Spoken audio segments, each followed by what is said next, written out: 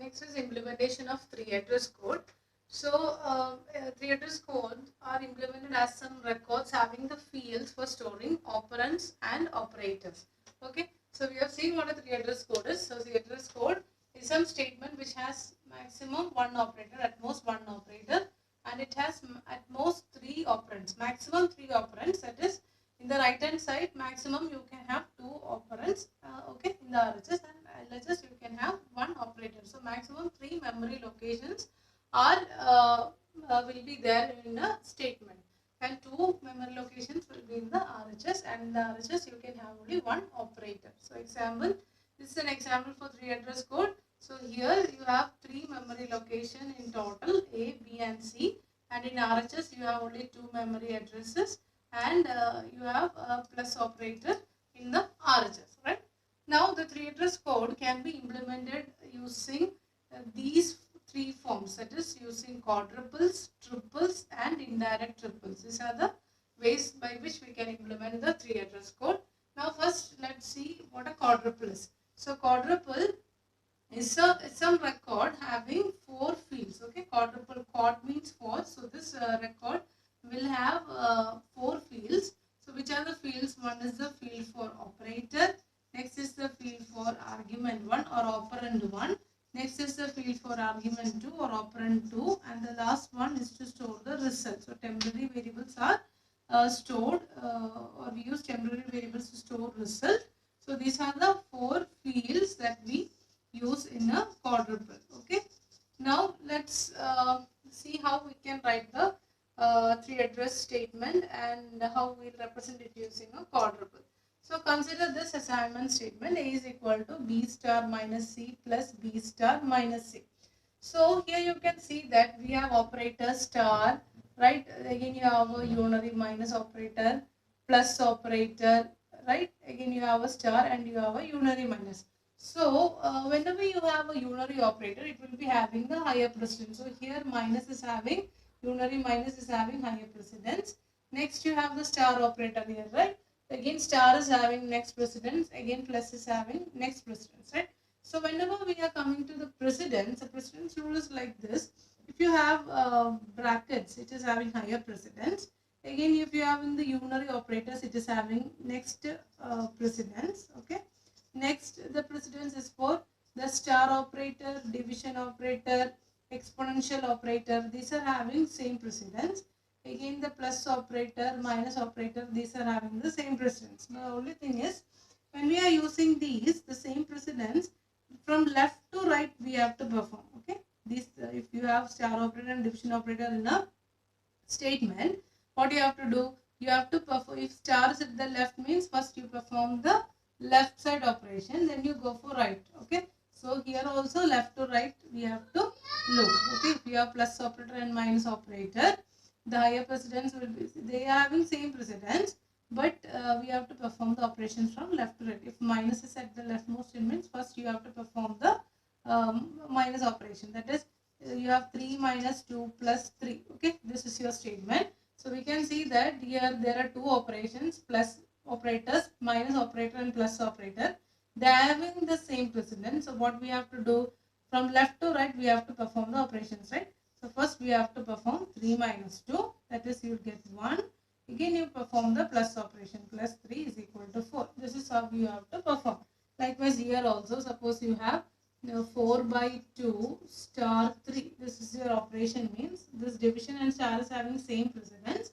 So from left to right we have to perform the operation. So what we have to do, first you perform this 4 divided by 2, you will get 2.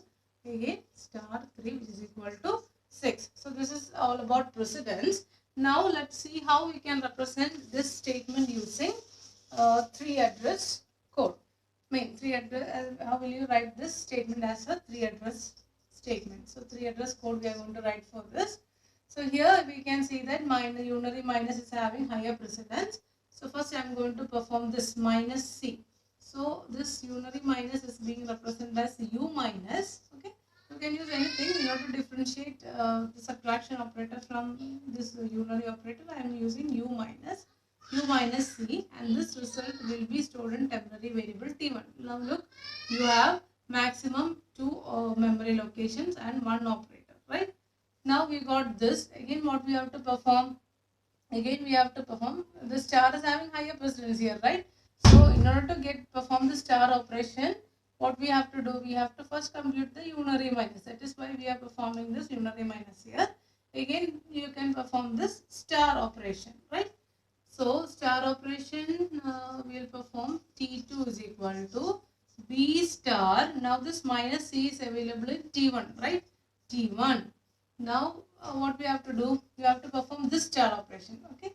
So, star was having this precedence here. Now, in order to compute the star operation, we need B and minus C. So, minus C is having higher precedence. So, we did first unary minus. Again, this star has to be performed. So, in order to perform this computation of star operation, we need this minus C.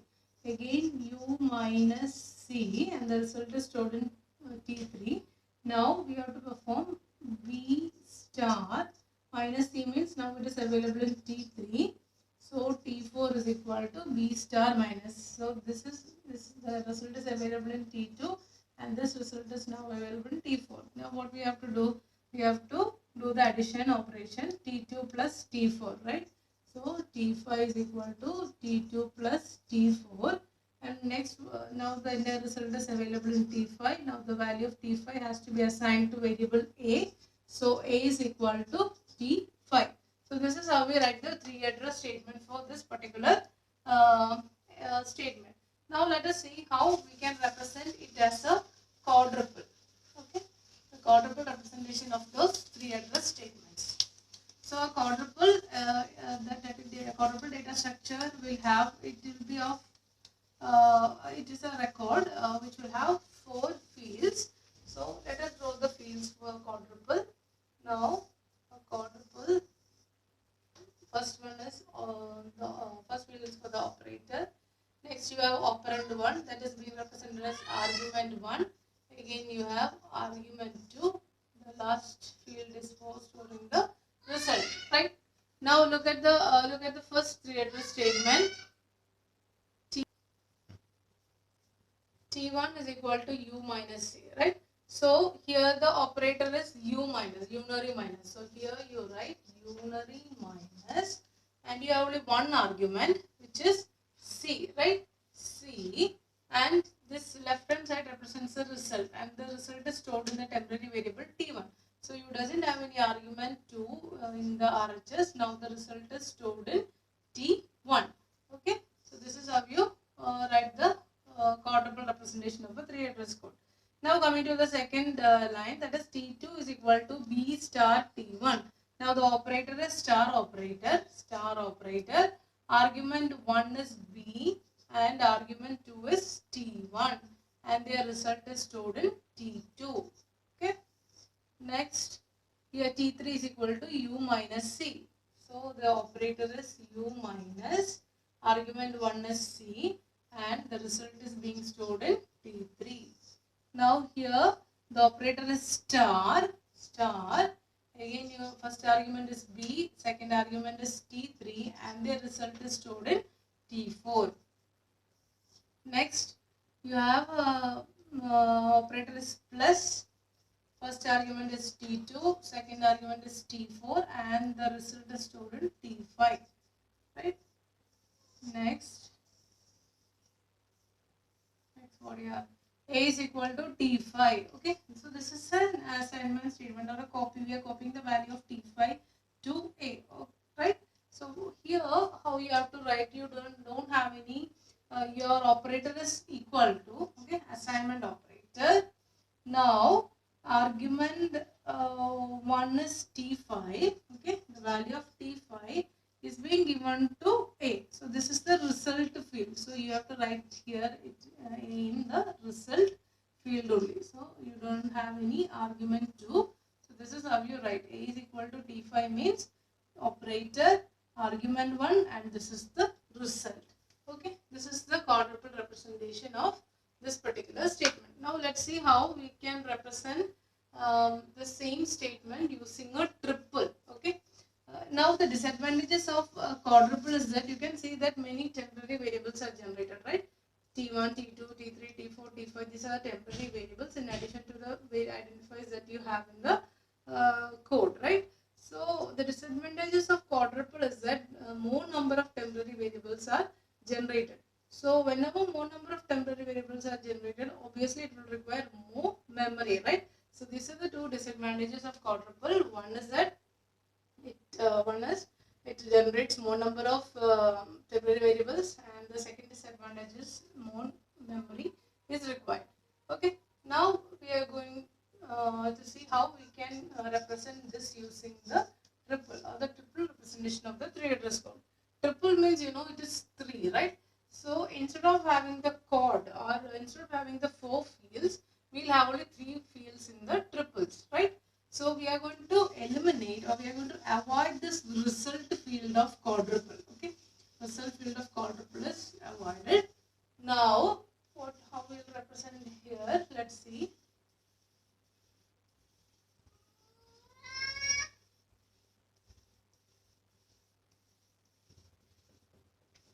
Okay, so first let us look at the first statement.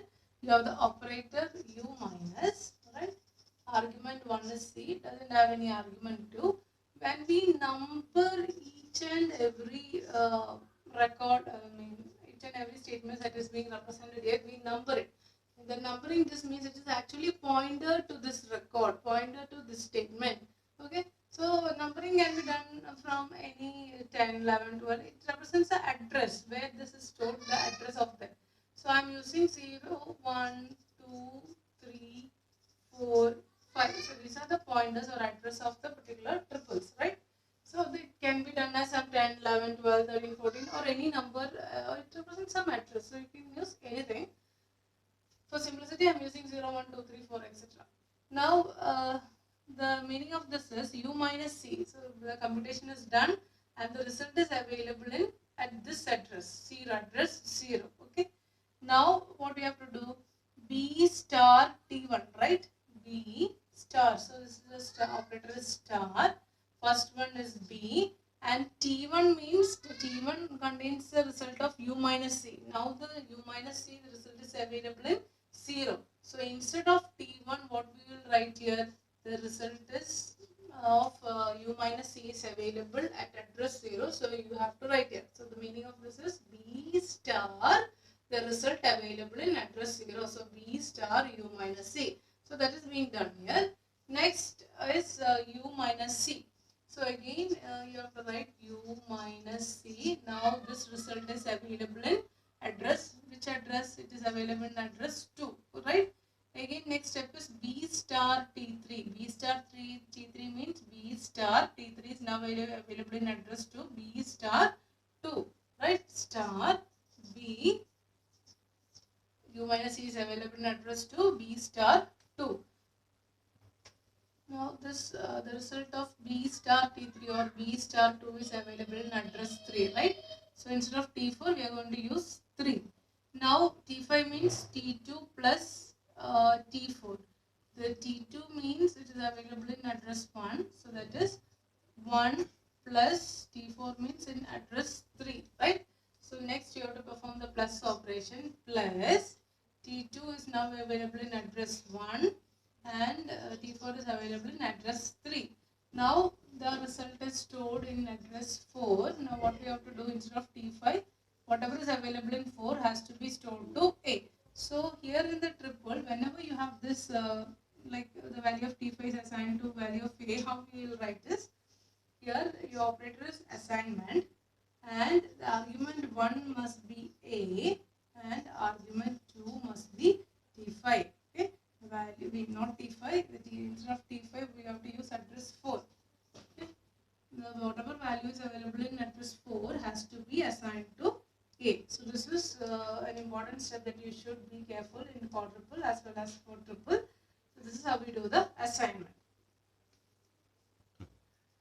Next, the third type of representation is indirect triples. Indirect triples means it is same as the triples. You have the triples. In addition to that, you will use another array known as instructions, which stores the will have the pointers to the particular statements in the triples. Okay. So indirect triples means pointers to triples are listed in some array which is known as an instruction array. So you are going to use an array which is known as an instruction array, and this array will have some pointers to the triples. Okay, pointers to each and every statement in the triples. Now the instruction array has two fields. One is the address and one is the pointers to the statements. Address means the address of the array. It may start from some 100, 101, 102, 103. It represents the address of the array.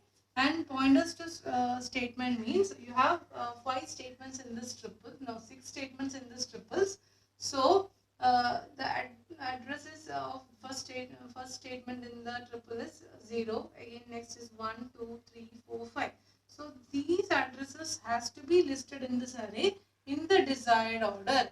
Okay. Suppose I'm going to execute this statement in address 0 first. Then means I have to write 0 here.